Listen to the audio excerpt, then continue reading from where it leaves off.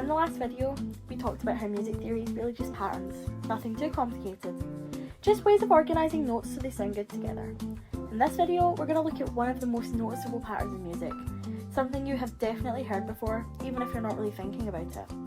Why do some songs sound bright and uplifting, while others sound emotional or a bit heavy? A lot of that comes down to two types of scales, major scale and minor scale.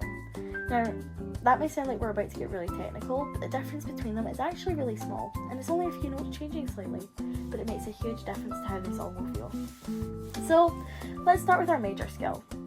If you play the notes C, D, E, F, G, A, B, and then C again, you're playing a C major scale.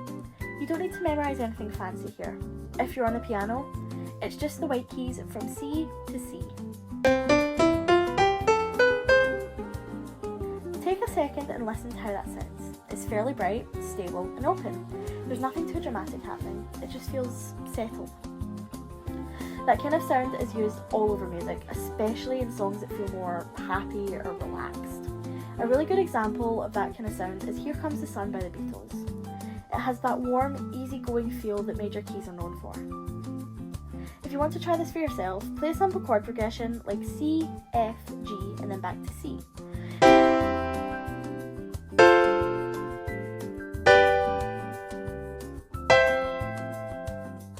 Loop it a few times. Even without doing anything complicated, it already sounds quite light and positive. You can even hum over it, and it'll probably sound decent with some effort, which is always a great sign. Now, let's take that same idea and just shift it slightly. Instead of playing our major scale, we're going to play a minor scale. In C minor, the notes become C, D, E flat, F, G, A flat, B flat, and then C again. You don't really need to stress about remembering that. The main thing is that a few notes have moved down slightly. Play these notes over and listen again.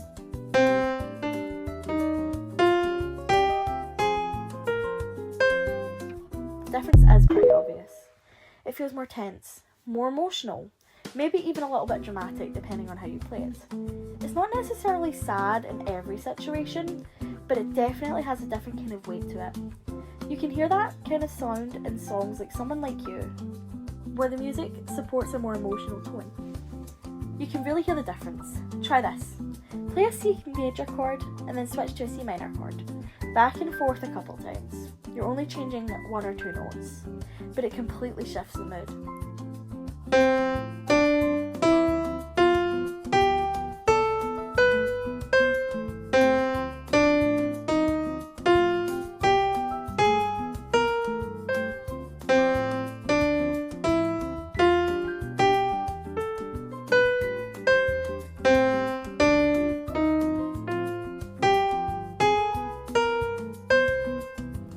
It's one of those things that once you hear it, you can't really unhear it.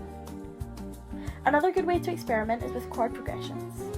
Try playing C, F, G, and C again, like before. Then switch to a minor chord progression like C minor, A flat, E flat, and B flat. Play them at the same speed, with the same rhythm. The only thing that changes is the notes, but the atmosphere feels completely different. What's interesting is that the emotional difference comes from a very small change. We're not adding lots of new notes or doing anything a bit too complicated, we're just adjusting them slightly. And our ears interpret that as something of a complete different feeling. That being said, it's worth mentioning that major doesn't always mean happy, and minor doesn't always mean sad.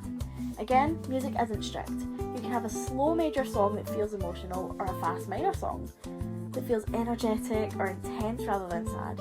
Tempo, instruments, rhythm, and lyrics all play a role in shaping how a song feels. So instead of thinking of major as happy and minor as sad, it's probably more accurate to think of them as different starting points. Major tends to feel more open and stable, while minor tends to feel more tense or expressive. What you do with that is completely up to you.